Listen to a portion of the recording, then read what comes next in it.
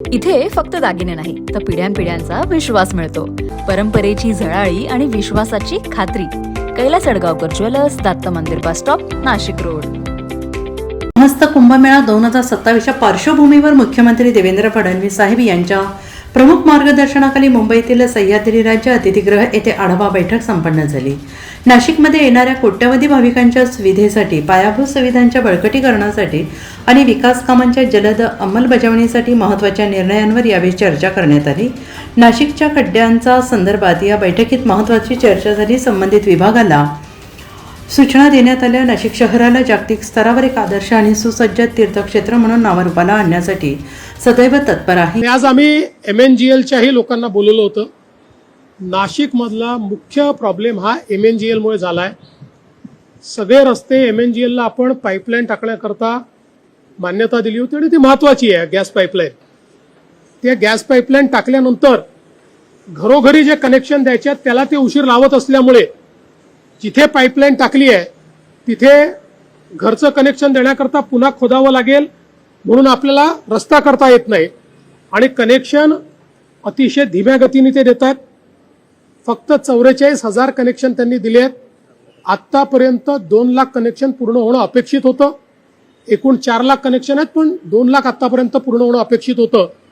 ते काही त्यांनी दिलेलं नाही. त्यामुळे त्यांनाही अतिशय खडसवून सांगण्यात आलेलं आहे. त्यांना एक प्लॅन तयार करायला सांगितलेला आहे. त्या प्लॅनच्या अंतर्गत त्यांनी ते काम करावं असं अपेक्षित आहे.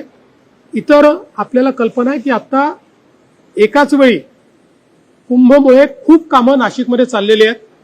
मल्टिपल एजन्सीज काम करत आहेत आणि आत्ताचं कामाची गती आणि आपल्याकडे असलेला वेळ हे पाहता आपल्याला खूप जास्त समन्वय न करता फास्ट ज्या गतीने जे काम करतात त्यांना काम करू द्यावं लागत आहे.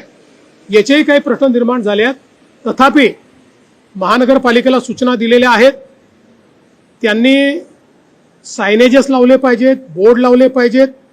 सातत्याने रोड मोटरेबल तरी राहतील अशा प्रकारचा प्रयत्न केला पाहिजे आणि पावसाळा संपल्यानंतर त्या ठिकाणी काम केलं पाहिजे.